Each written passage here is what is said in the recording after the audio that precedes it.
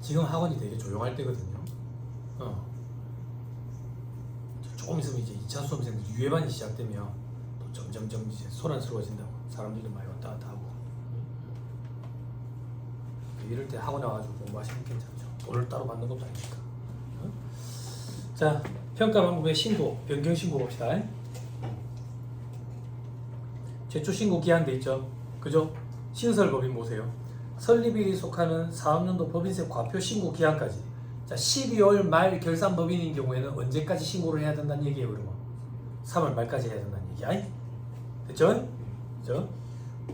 동그라미 2번 뭐 필요 없고요.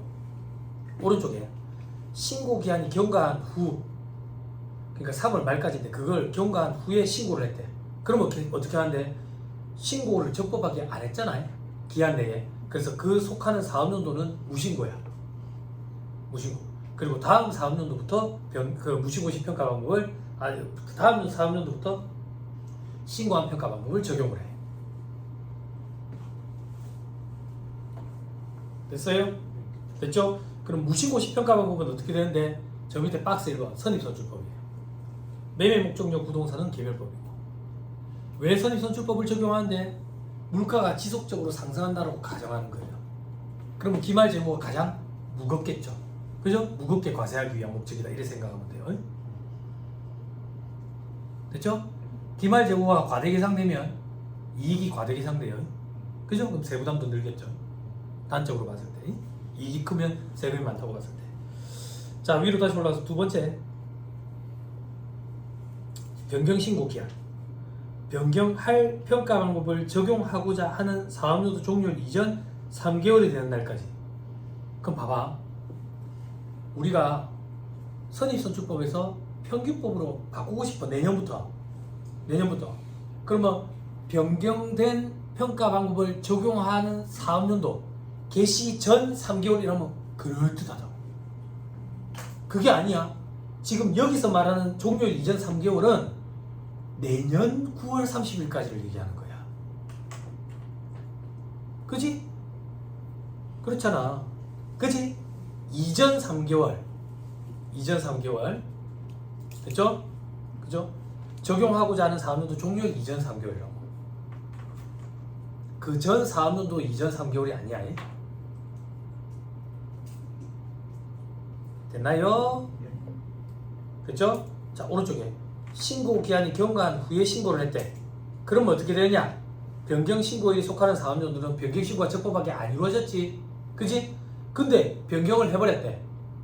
그러면 임의 변경으로 본다고. 그리고 다음 사업년도부터 변경 신청한 평가 방법을 적용하고. 그럼 임의 변경 시 평가 방법은 어떻게 적용하는데? 저 밑에 박스 2번 동그라미 1번 무신고시 평가 방법 선입선출법, 동그라미 2번 당초에 적법하게 신고한 평가 방법. 둘 중에 큰 걸로 적용한다, 무겁게 하기 위해서.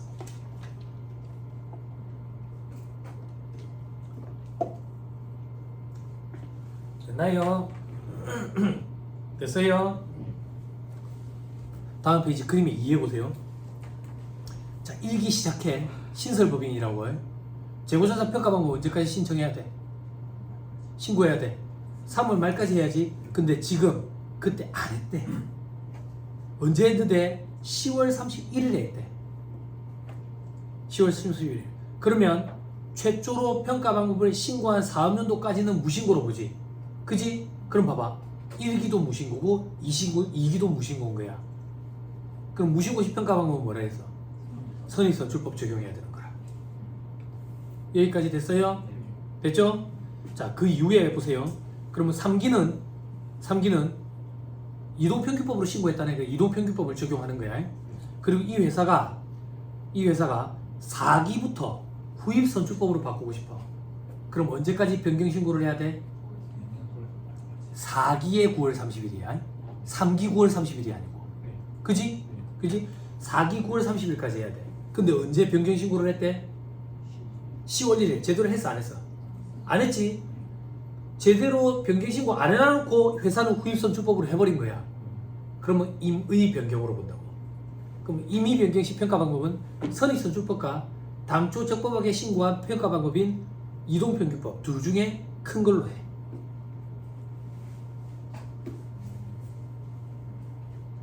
됐나요?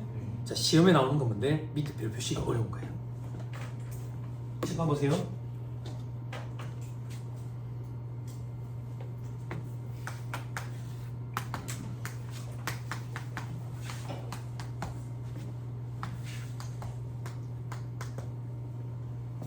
신설법인이야.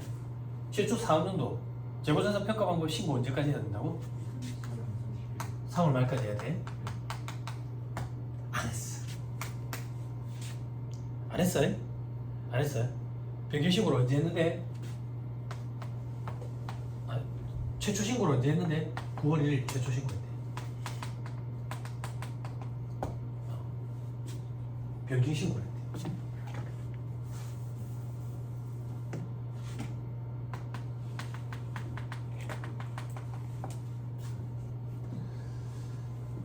자, 9월 1일 어떤 신고를 했는데? 이동평균법으로 신고했어요.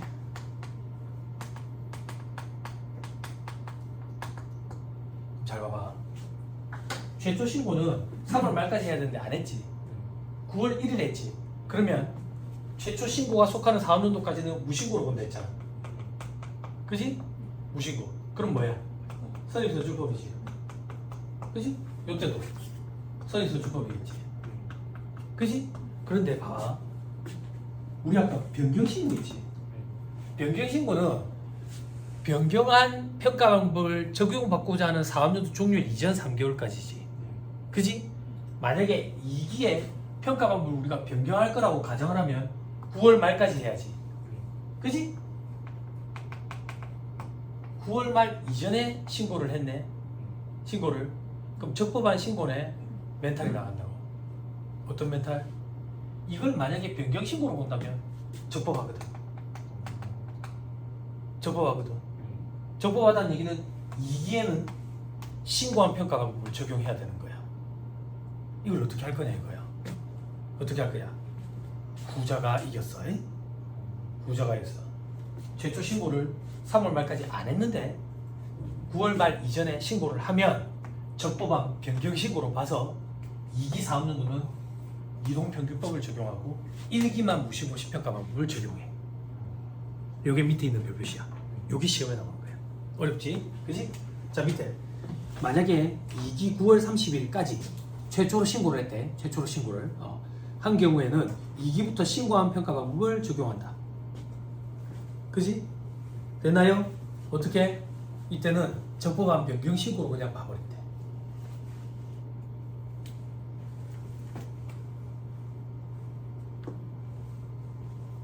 됐나요? 요게 까다로운 거예요. 요런 게 시험에 등장하는 거예요. 됐어요? 됐죠? 자, 밑에 재고조정 관련 세무조정 볼게요. 다음과 같이 정기 유보 금액을 추인한 후 단기말 차이를 조정한다 됐죠? 정기에 기말 재고가 회계상 600인데 세법상으로는 500밖에 안 돼. 그럼 송금산이 100만원 마이너스 유보해야지. 이건 다음 연도가 되면 매출원가로 다 대체되겠지. 그지? 그럼 매출원가가 회계상 100만원이 더 많이 잡히겠지. 그러면 송금불산이 100만원 유보해야지. 그지? 다음 연도에 추인이 됐네. 그지? 우리가 한 게 뭐 있는데 한 거 아무것도 없어.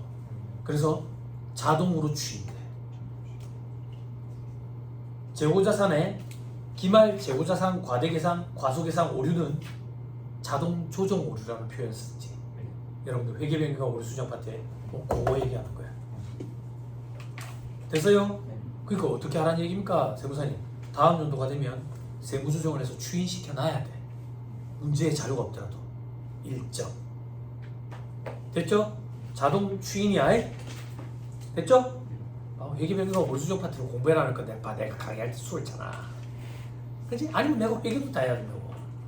그죠? 됐어요. 다음 페이지 사례 재고자산 세무조정 돼 있죠? 잠깐만요.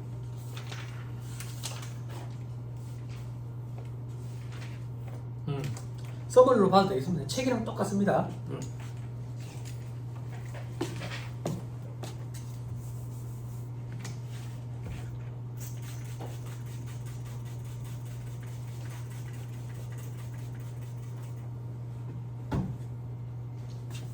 지금 최고 이슈인 캐대안을 봤어요?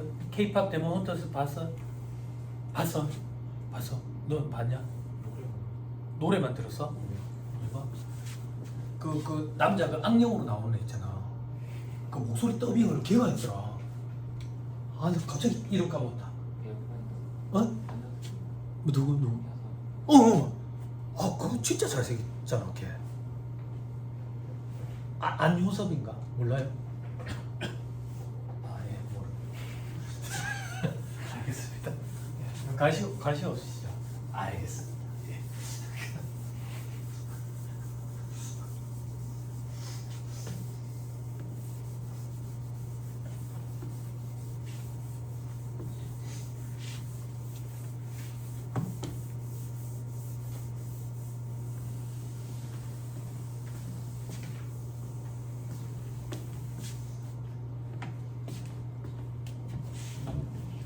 이 부분 좋던데. 자, 갑법인의 25기 2025년 풀입니다. 체크 딱 하고 기말 재고자산 평가 자료를 이용한 25기 26기의 세무조정. 뭐야? 25기 자료만 줄여놓고 26기는 왜 물어봐? 그죠? 추인시키란 얘기예요. 자동 조정 오류니까. 무슨 말인지 이해했죠? 그죠? 자료에서 2차 시험에서는 26개의 세무조정을 그냥 해내라 하고 25개 이런 일이 있었다 이래 할 거거든. 자, 밑에 자료의 구분, 제품, 원재료, 저장품, 상품 이렇게 돼 있죠? 그죠? 제품부터 해보자. 제품부터. 죄송합니다. 자, 제품. 결산상 평가 방법 돼 있죠? 그죠? 무슨 방법을 썼대요? 총평균법. 총평균법은 뭐야, 우리? 평균법 하에서 실질재고조사법이 총평균법이지. 그지? 평균법 하에서 계속기록법은 뭐야? 이동평균법이지. 그지? 그러니까 제품은 총평균법으로 평가를 했대요. 그죠? 그러면 숫자 찾아보자. 장부에 얼마를 달았단 얘기야? 200을 달았단 얘기네. 오른쪽에 신고한 평가 방법 뭐라고 돼 있어요? 99. 그러면 뭘 써야 돼? 차이가 얼마나 나? 입금 살인 100만 원 유무. 끝. 됐어요? 그걸 우리한테 시킨다고. 됐나요? 그게 보기 한 개씩이다 이렇게 생각하면 돼요. 그죠? 그럼 이 사례는요, 이거 실제 1차 시험 기출문제예요. 이렇게 단독으로 한 문제가 등장해요. 껌이죠? 아직 껌은 아니에요. 끝이 아니에요. 자, 원재료로 갑시다. 원재료 결산사항 평가 방법 뭐라고 돼 있어요? 신고한 평가 방법 뭐라고 돼 있어요? 문제 없어 보이네. 그지? 근데 별표시 한번 따라보자. 원재료는 24기, 작년까지는 이동평균법으로 평가했대. 그리고 25기에 총평균법으로 평가 방법 변경 신고를 하는 거야. 그러면 적법한 변경 신고 언제까지 해야 돼? 9월 30일. 근데 언제 했대? 적법하게 했어? 안 했지? 근데 평가 방법 뭘로 썼어? 지금 마음대로 바꾼 거지, 그럼 뭐. 적법하게 변경 신고가 안 됐으니까 변경이 이루어진 거야, 안 이루어진 거야? 안 이루어졌는데 이루어졌다고 보고 지가 변경해버렸잖아. 임의 변경이라고. 됐어요? 자, 그러면 숫자로 보자. 그럼 회사는 장부에 얼마 달았단 얘기예요? 600. 근데 적법한 방법은 선입선출법과 당초 적법하게 평가 방법 뭔데? 이동평균. 둘 중에 큰 거 뭔데? 550. 차이가 얼만데? 송금산이 마이너스 6. 할 수 있겠죠? 그죠? 안 어렵잖아. 그지, 동호야? 번거로울 뿐이지. 그지? 이 5절과 6절의 특징이라고. 그래서 여기서 웬만한 문제를 맞추라고. 어려운 건 없으니까. 그지? 자, 그 다음 저장품으로 갑니다. 결산상 평가 방법은 뭐래? 신고한 방법은 뭐래? 물음표네. 물음표 방법이 뭐야 도대체? 그지? 별표식 2를 따라가 봐야지. 저장품은 24기까지는 이동평균법으로 했대. 25기에는 9월 30일에 총평균법으로 평가 방법 변경 신고를 했대. 적법하게 했어, 뭘 했어? 했지. 그럼 무슨 방법으로 해야 돼? 근데 뭘로 했대? 시험 때는 임의 변경이지. 그지? 조 교수님 지금 짜증났구만. 전화번호 찾으려다. 전화하려고 해. 전화번호가 없다, 이 회사에. 전화하지 마세요. 그지? 자, 그러면 요거부터 하자. 회사는 장부에 얼마를 달았다는 얘기야. 숫자로 얘기합시다. 150을 달았다는 얘기지. 그지? 그러면 임의 변경이니까 선입선출법 얼마? 그리고 당초 적법하게 평가한 방법은 뭐야? 둘 중에 큰 거 얼마야? 차이가 얼만데? 10만 원이요? 20만 원. 송금살인 마이너스 6. 됐죠? 됐습니까? 자, 마지막 상품. 계산서 평가 방법은 뭐야? 신고한 방법은 뭐야? 잘했네. 손댈 게 없네. 별표시 따라가 보자. 선입선출법에 의한 평가액은 450이래. 위에 자료 봐봐. 450이잖아. 근데 회사가 440으로 한 거야. 447만.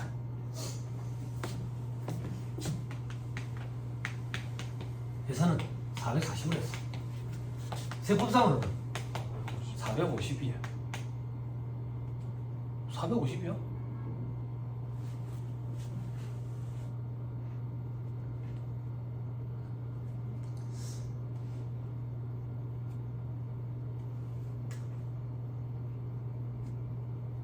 재미가 없네. 재미가 없네. 일단 먼저 설명할게요. 선입선출법으로 해야 돼. 그지? 회사도 선입선출법을 선택을 했어요. 근데 선입선출법을 안 하고 다른 방식으로 했어. 그럼 임의 변경이잖아. 임의 변경. 임의 변경은 둘 중에 큰 걸로 해야지. 선입선출법과 당초 적법하게 하는 거. 그지? 이렇게 보지 않아. 임의 변경으로 보지 않는다고. 예규에 보면. 단순히 계산상 착오로 봐가지고 차이만 조정하도록 돼 있어. 근데 이 문제는 재미가 없는 게 그게 지금 다 선입선출법이라서 재미가 없어. 만약에 이동평균법이었으면 재밌었을 거야.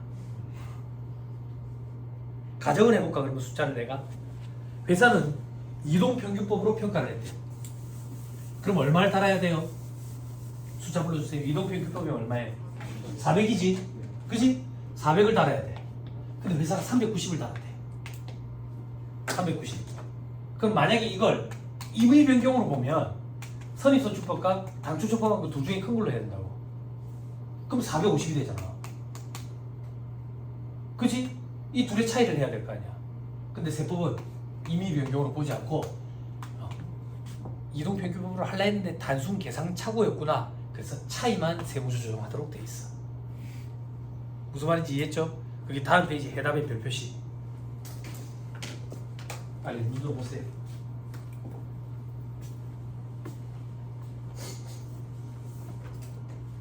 됐어요? 됐죠? 됐습니다. 넘어갑니다. 괄호 2번 체크하지 마세요. 말문제 보기만 대비하면 돼요. 많이 중요하지 않아요. 자, IFRS 적용 내국법인에 대한 재고자산 평가 차이 입금 불산입이 되겠죠. 그죠? 왼쪽에 보니까 IFRS를 최초로 적용하는 사업년도 그 사업년도 이렇게 되죠. 오른쪽에 보니까 후입선출법에서 다른 재고자산 평가 방법으로 변경 신고한 경우 다음 금액 입금 불산입 할 수 있다 되겠죠. 그죠? 봐봐. 일반 기업의 기준을 적용하다가 최초로 국제 기준을 적용하게 된 거야. 극단적으로 할게. 일반 기업의 기준을 적용할 때 이 회사는 후입선출법을 적용하고 있었대. 근데 국제 기준을 적용하다 보니까 선입선출법으로 바꿔야 되는 거야. 여러분들 크기 비교 이런 거 공부했죠? 그죠?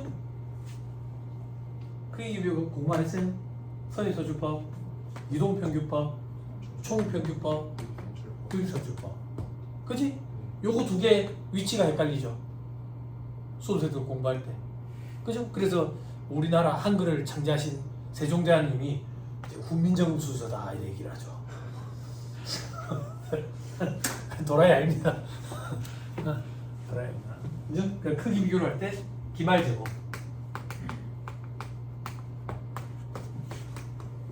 요 두 개 크기 비교는 대학원 가서 하면 돼.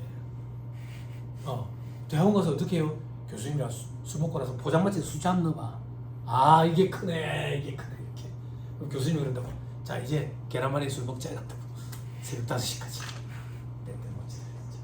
기말제곱 매출원가, 당기순이익, 그리고 법인세, 그리고 현금 흐름 이런 거 공부했죠? 표로 다 있죠? 그죠? 가정이 주어져야 되죠. 현실의 상황은 인플레이션 가정하에 있다. 물가가 지속적으로 상승한다. 그죠? 그러면 선입선출법은 먼저 들어온 게 먼저 팔려 나갔으니까 기말적으로 남아있는 건 나중에 들어온 게 남아있으니까 크기 이렇네. 그지? 이 둘은 상대적이네. 이렇네. 매출원가가 크면 당기순이익은 작아지니까 반대래. 그러고 보니까 얘랑 얘가 같은 방향으로 움직이네. 그래서 기말재고를 과대 계산하면서 이익을 뻥튀기시키는 회사들이 생기는 거야. 실질 세무조사 나와가지고 기말재고가 그만큼 없으면 그만큼을 팔아치워가지고 대표이사가 지주머니에 넣겠지 매출 누락으로 가져가버린다고. 세금은 어떻게 하는데 회계에서는 이익이 크면 세금이 많다라고 단순화시켜서 그렇게 생각을 해요. 같은 방향으로 움직여요. 현금으로는 어떻게 돼요? 현금으로는 법인세 세금을 현금으로 낸다라고 가정을 해요. 회계에서는. 됐죠? 됐어요? 세금이 없는 경우에는 현금 흐름에 영향을 미치지 않아. 그지? 공부 오줌뛰기 하면 안 돼. 알았지? 됐어요? 됐죠? 그래서 라이포에서 파이포로 바꿨다고. 그럼 갑자기 기말 재고의 크기가 늘어나니까 입금 산입해야 되는 금액이 엄청난 것이. 그지? 그럼 당장 과세 소득이 증가하니까 세부담이 커지겠지. 그럼 누가 국채 기준으로 바꾸겠냐 이거야. 근데 과세 소득이 증가하는 거 맞거든. 그럼 과세를 해야 되는 거 맞거든. 세부담을 뒤로 좀 밀어주겠다는 얘기야. 어떻게? 향후 5년에 걸쳐가지고. 그럼 어떻게 뒤로 밀어주는데? 지금 이 금액을 송금 산입하는 거야. 마이너스 6으로. 그리고 향후 5년 동안에 입금 산입 유보로 추인시켜가는 거지. 요게 골자야. 그 정도만 기억하면 돼. 그래서 밑에 입금 불산입 할 수 있다. 선택권이 주어졌다고. 입금 불산입 할 수 있는 재고자산 평가 차이가 1에서 2를 뺀다 돼 있지. 1이 뭔데? IFRS를 최초로 적용하는 4학년도 기초 재고자산 평가에 7파. 선입선출법으로 했더니 기초 재고자산. 됐죠? 동그라미 2번. 적용하기 직전 4학년도 기말 재고자산 평가에 7파. 직전 4학년도의 기말 재고 평가에. 요 둘의 차이. 됐어요? 봐봐. 기말 재고. 요게 다음 년도의 기초 재고. 요거는 파이포, 요거는 라이포. 차이. 됐죠? 오케이. 밑에 동그라미 1번. 위와 같이 입금 불산입한 금액은 최초 적용하는 4학년도 다음 4학년도 개시부터 5년간 균등하게 나눠서 입금 산입한다. 균등이라는 얘기가 뭡니까? 월할로 계산한다는 얘기야. 그렇게 생각하면 돼. 1년이 안 되는 해도 있을 거 아니야? 그지? 예, 그래서 균등하게 나눠서 한다. 밑에 60개월로 해가지고 한다.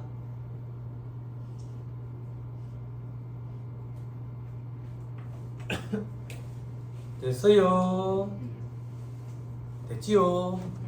회계에 그런 표현이 있었던 것 같은데. IFRS를 조기 적용하는 것은 회계 변경에 해당하지 아니한다 뭐 이런 거 있잖아.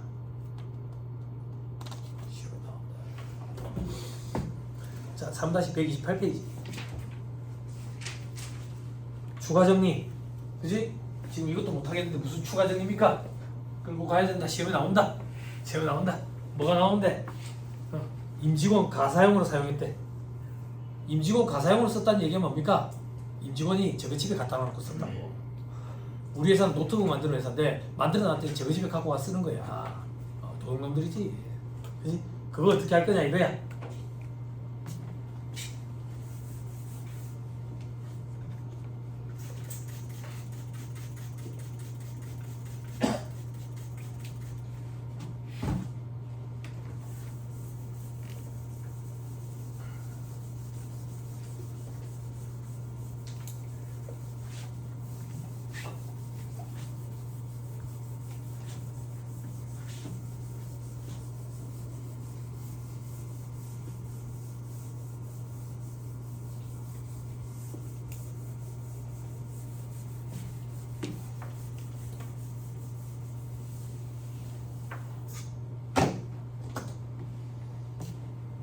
자, 해보세요.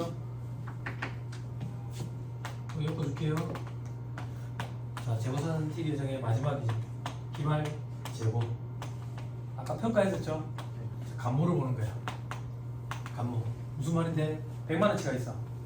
장부상. 왜 100만 원치인데? 만 원짜리가 100벌이라서. 청바지거든? 근데 가서 사려보니까 70벌밖에 없는 거야.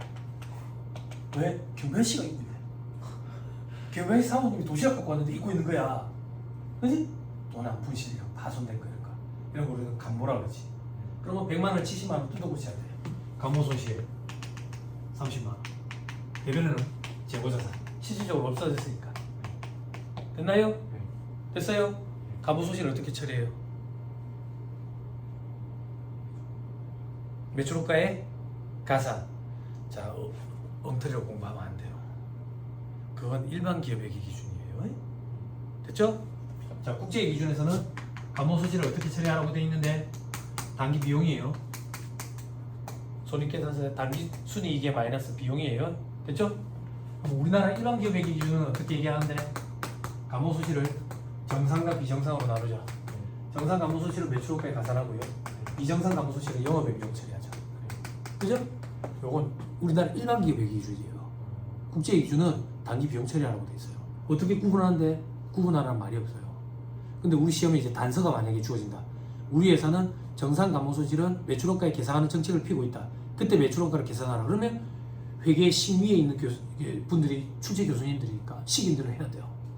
그걸 가지고 국제 기준이 아닙니다 이렇게 주장한다고 해서 행정소송이 받아들여지지는 않아요.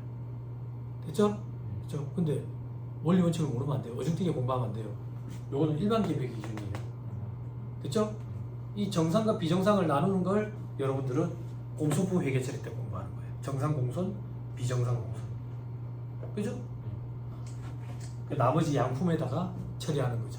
나머지 양품에 처리한다는 얘기가 뭔데? 100개 중에 2개가 찐바가 났거든? 2개?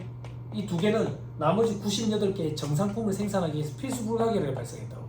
나머지 98개의 정상품은 돈 받고 팔면 팔려 나가거든. 여기에 같이 포함시키는 거예요. 정상이. 비정상은 내가 효율적으로 관리 운영 통제했더라면 발생하지 않을까. 내 문제구나. 영업의 비용 처리하는 게. 그게 우리나라 일반 기업의 기준이라고. 국제 기준은 그냥 단기 비용 처리하는 거. 됐어요? 그 감모로 처리하겠다 그 얘기예요. 임직원 가사용으로 사용한 거. 에이?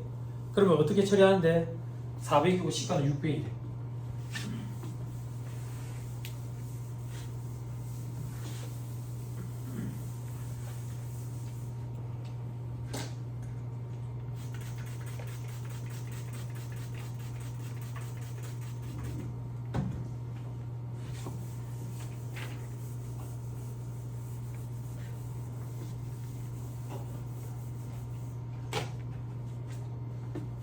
제가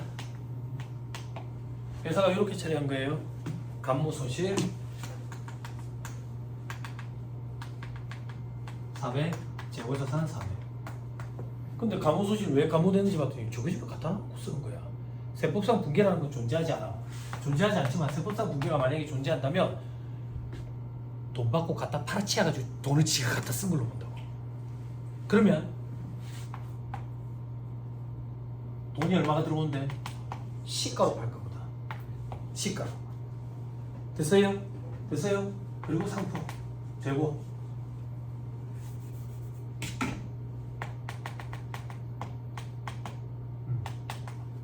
이런 붕괴는 그러니까 존재하지 않아. 상품 처분이 이렇게 안 하잖아. 매출을 하지. 그지? 그냥 개념상의 붕괴인 거야. 요래라고 요걸 지가 갖다 쓴 걸로 본다고. 그럼 사회 유출이지. 누가 썼는데 대표이사가 상해 처분되겠지. 자, 세무조정할게.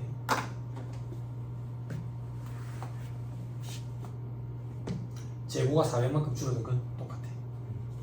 그치? 근데 회사는 손실로 잡았지. 송금으로 인정이 안 된다고. 가사용으로 썼으니까. 송금불산임. 송금불산임. 근데 송금불산임으로 사유 유출되는 금액은 400이 아니라 600이라고. 600. 그래서 상해가 이렇게 됩니다.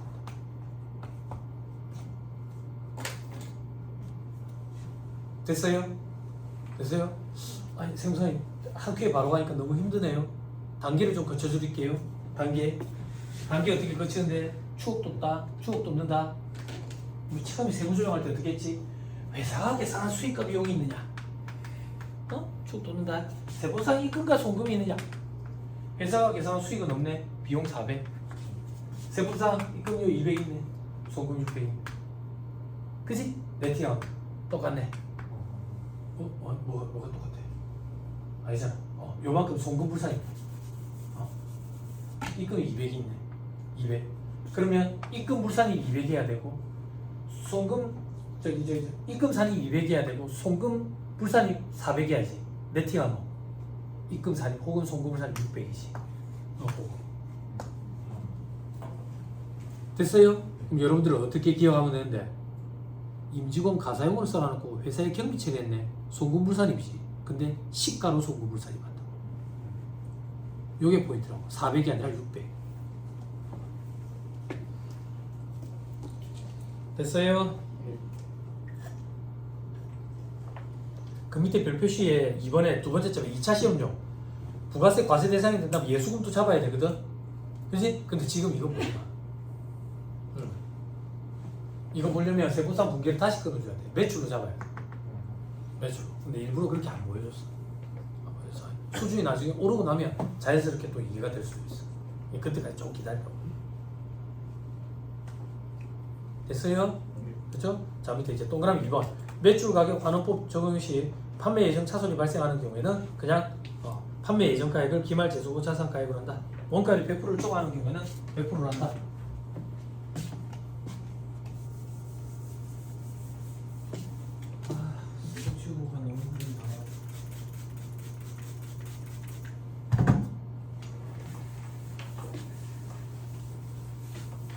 그래도 기쁜 마음으로 해야지, 그치? 물침판을 쓰면 제가 하루 더 살 수 있으니까. 우리 아까 소매정품 했잖아. 요거가 자료 있고 매가 자료 주어지잖아. 그지? 등식의 왼편을 가지고 원가율을 뽑아내지. 했는데 이게 100%가 넘더래. 100%가 넘는다는 얘기는 매가를 가지고 원가를 추정해야 되는데 판매가보다 원가가 더 높다? 말이 안 되잖아. 말이 안 되잖아. 그래서 100%를 한도로 한다는 얘기는 판매가를 그냥 그대로 원가로 보겠다는 얘기야. 됐어요? 이걸 뭐라고 표현하는데 판매 예정 차손이 발생하는 경우에는 그냥 판매 예정 가액을 기말 재고가액으로 한다. 됐어요? 됐나요? 이게 팔면 이제 원가가 100%보다 더 높으면 팔면 손실이잖아. 판매 예정 차손 이렇게 표현하는 거지. 됐어요? 그쵸? 자, 그 다음 동그라미 3번.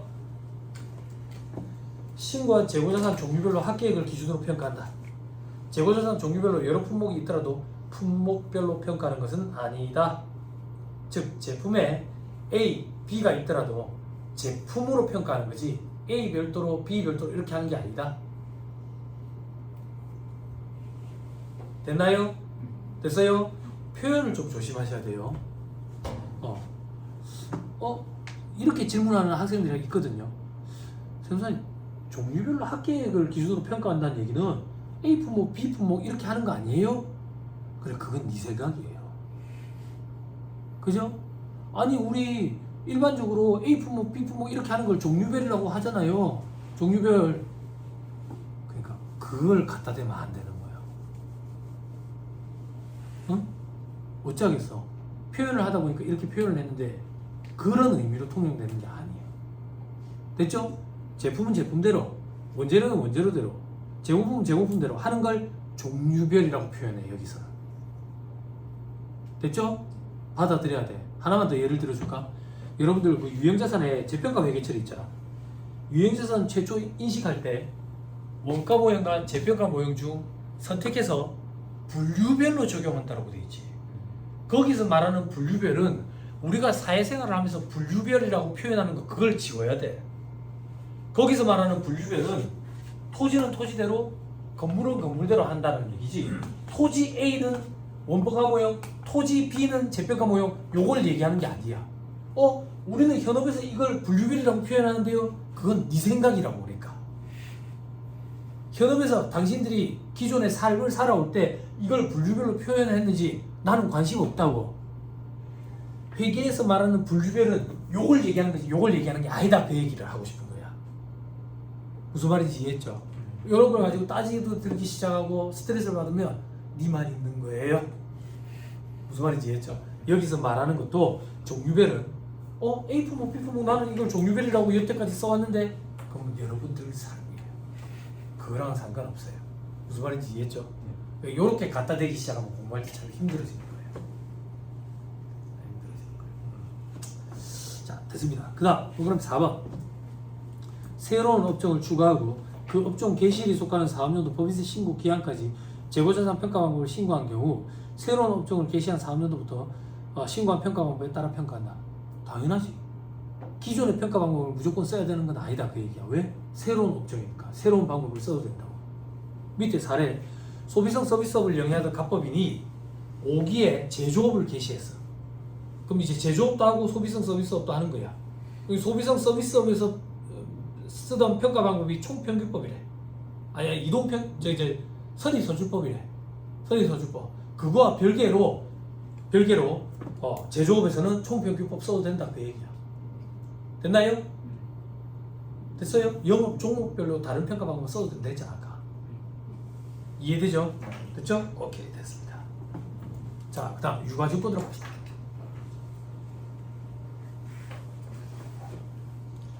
자, 유가증권의 범위 주식, 출자지분, 그냥 출자지분 주식이랑 똑같은 거다라고 생각하면 돼요. 회사의 형태에 따라서 주식회사가 아니면 지분이라고 표현해요. 채권, 동그라미 3번 이런 거 볼 필요 없고. 자, 밑에 평가 방법 돼 있죠?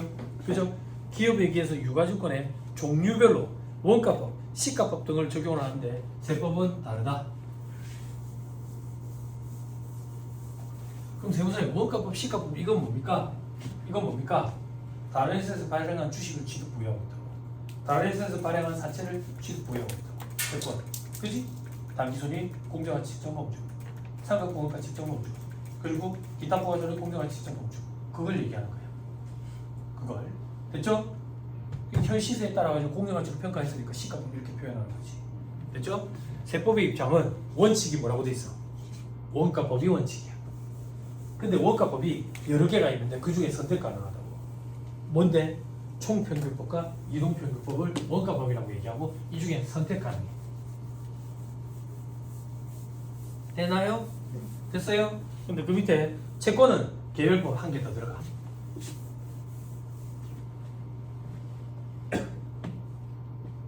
됐어요? 동그라미 2번 투자회사 등이 보유한 집합투자자산. 투자회사는 그거 시세 차익을 먹고 살지. 그래서 시가에 민감하다. 시가법 원칙이다. 그죠? 자, 그 밑에 보험회사는 볼 필요 없고요. 밑에 예외. 다음의 경우 평가소실을 계상하면 시가로 감액 가능하다. 그게 무슨 말이야? 원가법이 원칙인데 여기에 사유에 해당하면 시가로 감액이 가능하대. 다만 1,000원은 비만금액으로 남겨놔야 돼. 선택권이 부여되어 있으니까 결산조정상 다음 페이지 별표시 1번 빨리 보고 오세요. 감액 사유가 발생한 사항인데 계상해야지만 인정되는 특별한 결산조정 사항이다. 기억나죠? 그죠? 페이지 또 엮어놓으세요. 아까 45페이지였어? 4-45페이지? 맞나? 가서 확인만 하고 오세요. 확인했죠? 그럼 이 페이지로 봅시다. 지금 보고 있는 페이지. 자, 동그라미 1번 주식을 발행한 법인이 파산했대. 그럼 내가 갖고 있는 주식은 쓰레기 조각이 됐지. 1,000원만 남겨놓고 평가수지를 계상하면 인정이 된다, 그 얘기야. 됐죠? 동그라미 2번 다음에 주식을 발행한 법인이 부도 발생했대. 혹은 회생의 인가결정을 받았거나 부실지구기업이 됐대. 그 회사가 상장법인이야. 그러면 평가수지를 계상하면 인정이 된다고. 그 회사가 비상장법인이래. 그러면 나랑 특수관계가 없어야지만 인정이 돼. 특수관계 있는지 여부는 소액주주인지 여부는 1% 미만 보유주주. 근데 여기는 달랐다. 5%와 10억원 엔드의 요건으로. 다음 페이지 있을 거다. 별표시 2번에 있다. 비상장법인 주식을 5% 이하 소유하면서 엔드의 요건으로 취득가액이 10억원 이하인 경우에는 특수관계가 없는 걸로 본다고. 소액주주법위로 봐가지고. 됐죠? 요것만 주의하면 됐어요. 소액주주 범위. 됐나요? 나머지는 볼 필요 없겠죠. 뭐 창투사, 뭐 신기술 사업, 금융업자 이런 건 너무 구석이죠. 됐나요? 됐지요?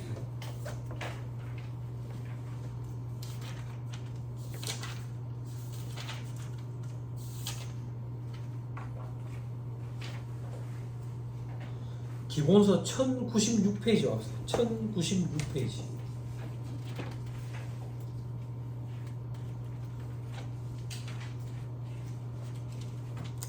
서버리에 있는 사례 보셔도 되고요.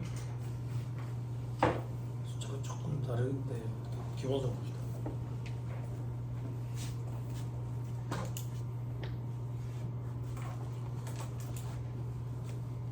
폈어요? 자, 도매업을 영위하는 갑법인이 보유하고 있는 다음 유가증권에 관한 자료를 토대로 단기에 세무수정을 해봐라. 자, 전기에 파산한 A사 주식에 대해서 단기에 다음과 같이 처리했대. 파산했네. 300만원치. 평가 손실 잡았네. 그지? 금융자산 처리하고 처분하고 그지? 결산주정 상이라 했지.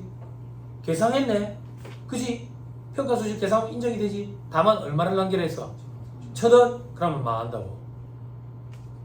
망해. 문제 1번. 조교수님 읽어주세요.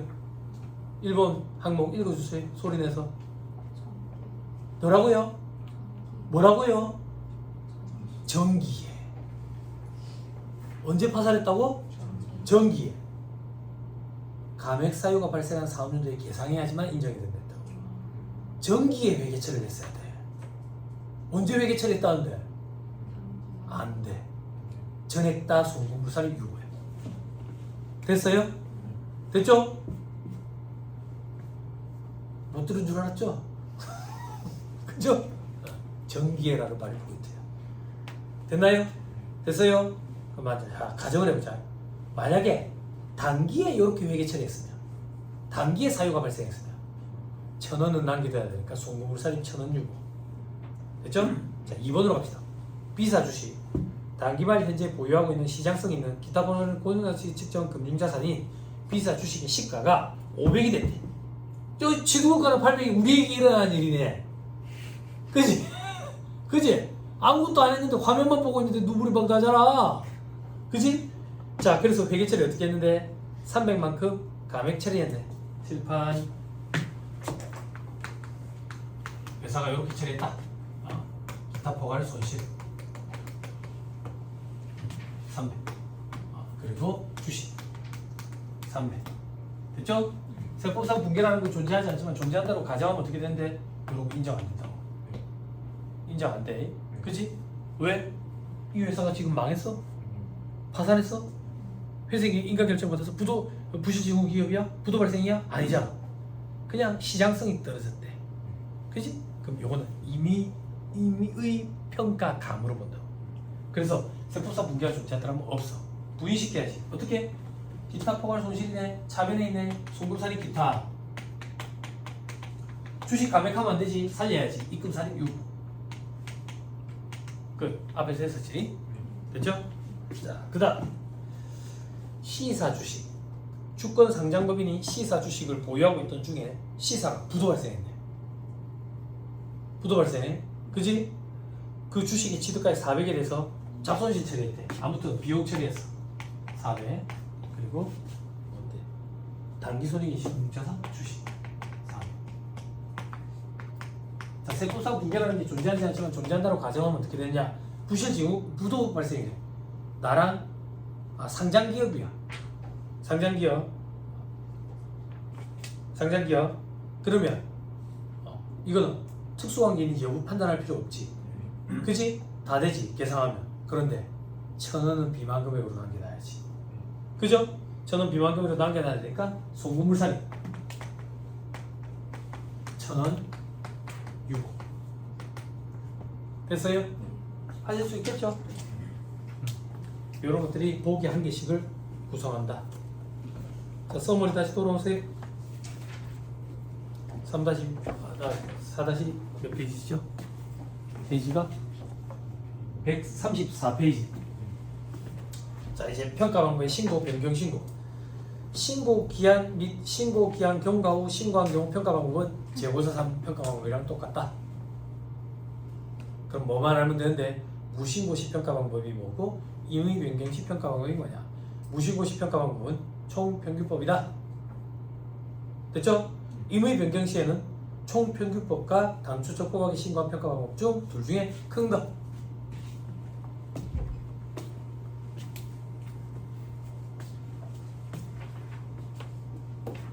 제를 봐봐. 그러면 유가지권 평가 방법 원칙이 총평균법이네. 물론 세법에서 총평균법과 이동평균법 중 선택 가능한 원가법을 적용한다고 돼 있지만 신고를 안 하면 총평균법이니까 그렇게 생각하면 편하겠네. 그치? 그러면 멘탈이 살 흔들린다고. 앞에서 총평균법을 적용 안 하지 않는 경우가 있었다고. 그거를 대답해주면 바로 쉽게요. 혹은 대답해주는 사람은 집에 가도 돼. 물론 나는 강의를 하겠지만 그런 사람은 수업 안 들어도 돼. 주차비 계속 나오고 있다고. 지금 빨리 가도 돼.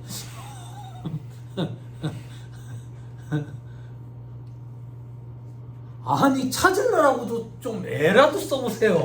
아니 이분들이 포기하고 있어 진짜. 대답해 줄 때까지. 찾는 게 공부를 했잖아. 총평균법 적용하지 않는 데가 있었어. 어디지? 나는 누구 여기 어디 얘기하냐. 조교 선생님 우리 이제 다음 주 계약하잖아. 혹시 알아? 학교에서 맞지 없겠지만 조교 선생님 어느 건물에 있어요? 그게 어디 있어? 저쪽 입구 쪽에 있어. 입구 쪽에? 아 저는 버거 임 쪽에 있어. 좀 머네. 다음에 우리 마주치면 던킨 도너츠 내가 도너츠 사줄게. 장사를 한다면. 빨리 찾아보세요. 형님 찾아보세요. 찾았어요? 언니 포기하지 마시고 힌트 줄게. 힌트 수입 배당금 입금 불산임. 수입 배당금 입금 불산임인가? 페이지 엮어줘라 도우야. 빨리 찾아서 페이지 엮어줘. 페이지 좀 엮어주세요. 다른 사람들 페이지 바로 찾게. 저 장난책이라 가지고 지금 페이지 안 맞다고. 여러분들 찾아줘야 돼. 4-64페이지 여러분들 빨리 펴봐 보세요. 제목 뭐라고 돼 있어요? 4-64페이지 펴봐. 계산하는 데네. 그지? 별표시 돼 있죠? 별표시 두 번째 점에 세부사항 찾았어요? 찾았어요? 점검하러 가야지. 그지? 너가 줄쳐놨지? 조교 선생님 줄쳐놨다고. 나 요금만 안 두고 댕기거든. 조교 선생님 요금만 줄쳐놨다고. 이거 봐, 이거 줄쳐놨는데 중요하다고. 그지? 아 눈이 아프다. 이러면 나중에 줄만 글자가. 그래서 처음에 너밖에 얘기해줄게. 나도 시행착오 겪어봤거든. 이거 줄쳐놨네. 내가 줄 안 쳐줬다고. 이건 또 파란색으로 줄쳐놨네. 그지? 그럼 파란 글자가 안 보이지. 그치? 그지? 동우야 읽어줘라. 파란 글씨만. 동일 종목의 주식 일부를 양도한 경우에는 먼저 취득한 주식. 그럼 뭐야? 선입소출법이지. 네. 여기만. 됐어요? 네. 요렇게까지 엮으면 이제 수준이 올라가는 거야. 그지? 와, 새끼 진짜 신기하네. 여기 페이지 폈는데 나 줄친 기억이 없는데 줄이 쳐져 있네. 와, 땡큐네. 누가 줄 쳐줘가지고. 눈물이 나야지 지금. 눈물이. 나는 왜 기억이 안 날까? 그지?